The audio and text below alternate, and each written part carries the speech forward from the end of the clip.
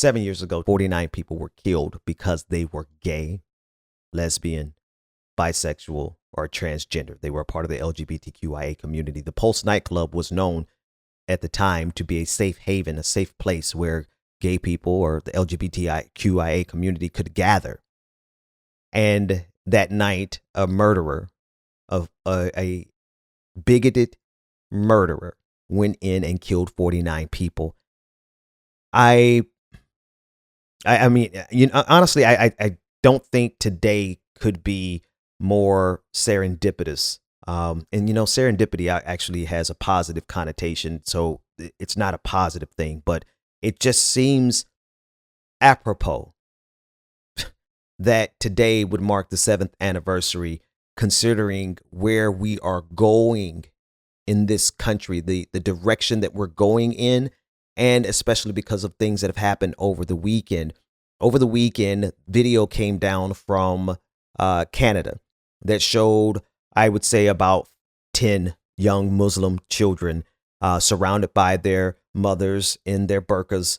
And then those people were surrounded by a few hundred anti-LGBTQ protesters who were cheering these small Muslim children on.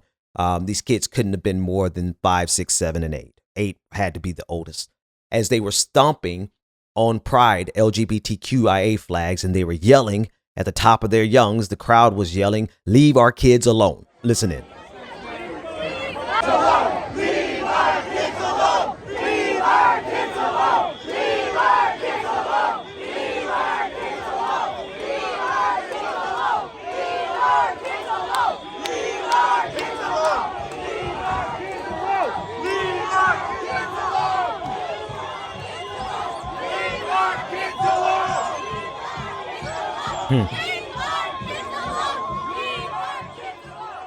Leave our kids alone again. This is a very dangerous time in world history because gentlemen, leave the kids alone. All right. Alliance formed between fundamentalist Christians and fundamentalist Muslims. The sickest and twisted irony here is, of course, the fact that we just came out of the era of the quote unquote war on terror, which was not a war on terror, but a war on Islam. And so the dark side of me, the dark humor side of me, eagerly anticipates to see the face of these children and their parents when these white supremacists kick back off their next war on terror, which is actually just a war on Islam. But I digress. I won't engage in the schadenfreude. Not publicly, just at home. The irony of this is that those individuals, those Muslim children and their parents who allowed them to be out there to stomp on the pride flag, they're flanked by actual people who have to do this following calculus. When your allies, the people who stand in solidarity, have to say this to themselves, you might be in trouble. I was just fighting Islam last week, but they hate gay people as much as we do. So, okay, let's stand in solidarity today. Folks, what is it? The leopard eating face party, the face eating leopard party, right? It is so insane to me, completely and totally absurd for any marginalized group to align against another marginalized group because the same people who are marginalizing the LGBTQIA community are the same folks who are ostracizing, alienating, and targeting the Muslim community. But do you hate gay people more? Because if you hate gay people more, then you could be friends with Nazis. You could have some solidarity with white supremacists. Oh, perhaps you think I'm being hyperbolic with my language? Here's an eyewitness to the event who describes the type of people who were flanking those Muslim children stomping on a pride flag. Listen in. They're not going to stop just at schools. These people are a movement. They are allied with white supremacists, anti-Semites. Some people that are coming have swastikas tattooed on their bodies. This is far beyond and I don't want to reduce it to say simple transphobic protest. but it's a massive fascist movement. Billboard Chris is going to be speaking soon in the States with Marco Rubio and Donald Trump for what I think is being possibly considered a domestic terrorist organization called Moms for Liberty. Like, this is an international thing where people are being flown in from Florida, BC, the east coast of Canada, and so we have to start treating it like for what it is.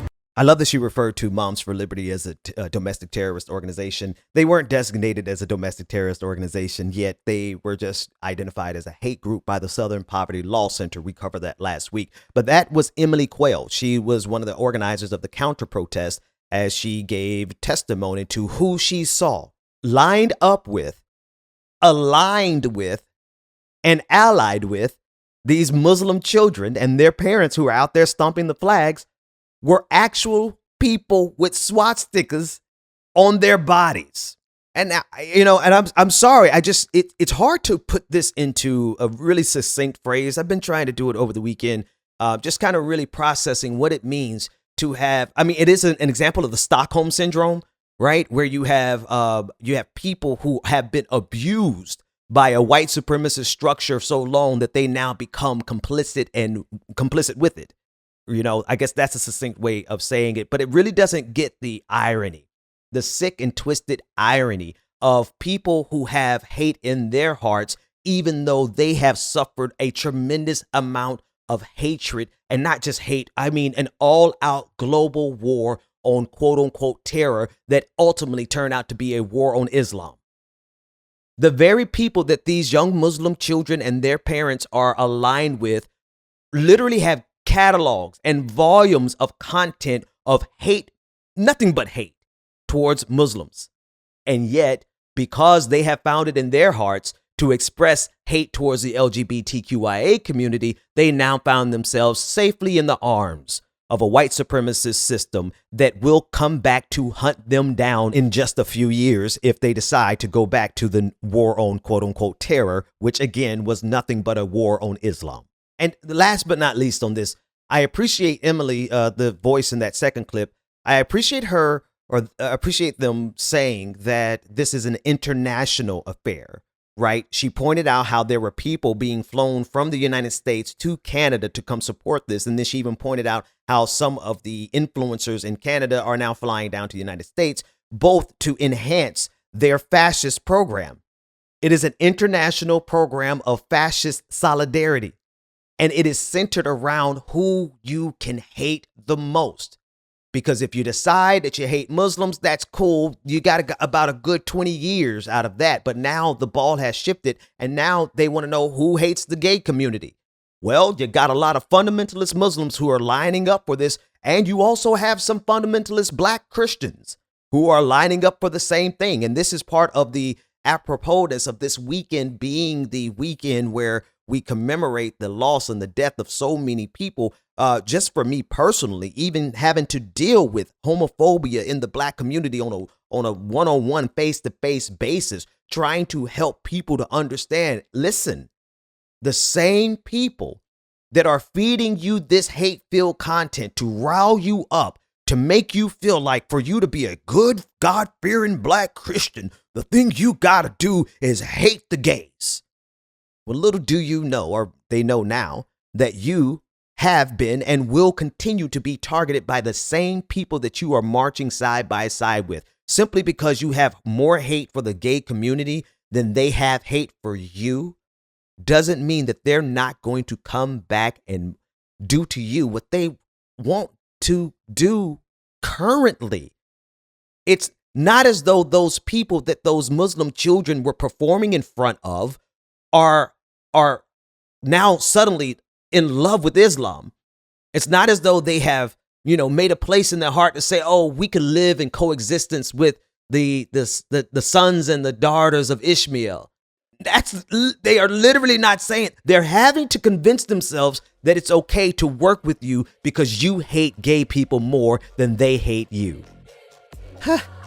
Good luck with that.